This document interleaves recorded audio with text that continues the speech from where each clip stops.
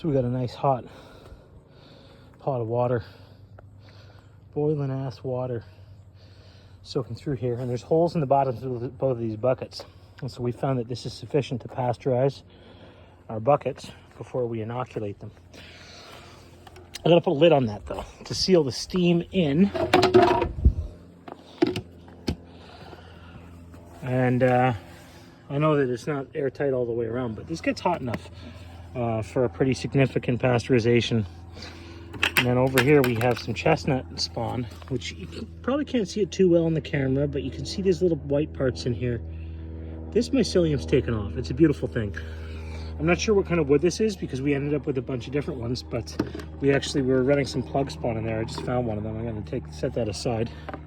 But this mycelium is doing so well, so we are going to expand it into 2 buckets out of 1. Chestnut mushrooms. Earlier on in the season, we started some chestnut spawn on aspen shavings that they were kiln dried aspen shavings for hamster cages or whatever you wanted to do with them. Now the cool thing about the aspen shavings that we tested with multiple different species was that they were really, really resistant to contamination and bacteria even, not just fungal contamination, but bacterial contamination. But they were also resistant to the spawn that we put onto them. So they were very, very slow to colonize. But the cool thing was that they were slow to colonize, but they were also really, really resistant. So the mycelium that we're trying to grow went onto them. Now, as a result of that, the first one we tried with those aspen shavings was these chestnut mushrooms. Obviously, you can't see the mushrooms, so there's none of them yet. But when I ran it onto whatever this wood is, I think this might have been a maple. I know that we had a whole bunch of basswood, or linden, I think is another name for it. But then there's been some pieces of maple and other woods in between. I'm not sure what it was, but it did really well on here. This is maybe a week old. So we've discovered that there's this species is a more aggressive species than we thought, which we like over here. So I'm excited to see what our chestnut mushrooms look like in the future. All of the outdoor beds that we planted, I think, got overtaken by wine caps, except for a few small pieces. We got 3 or 4, maybe. I don't know how many my mom picked, but I picked 3 or 4. Maybe she picked some more chestnut mushrooms.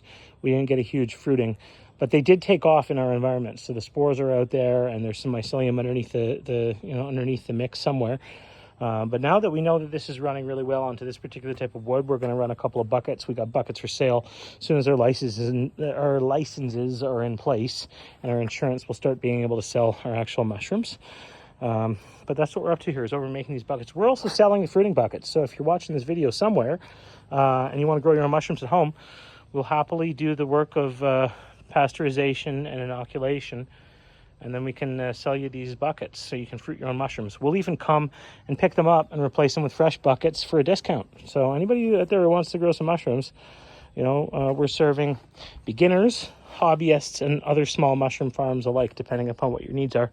And permaculture projects. If you have land, if you got a little homestead, if you have some gardens, you want to install some mycology into the mix and grow some gourmet or medicinal mushrooms on your property, we're happy to do consultations, come out, walk the land, and to do permaculture designs with you and your family and friends as well. So hit us up wherever you're watching this video. Send us a message, say hi. We have all kinds of content on YouTube and Instagram. We're getting our Facebook started. Website will be live in the not too distant future. Merchandise and various different products will be available.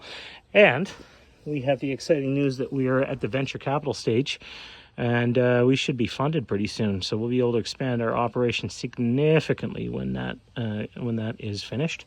And then we've also almost finished completing our winterized grow room down the street at our wonderful neighbor Jimmy's house. So there's lots of cool things. Now, we did not document the the process of creating this grow room at all, really. We got some pictures, but it's sort of like an under the wraps situation so far. Coming soon, though, we are going to be showing you the inside of that space as we migrate everything over there and start fruiting out some of these buckets. So hope you're all having a wonderful day and enjoyed your summers and your fall season is going well. Take care.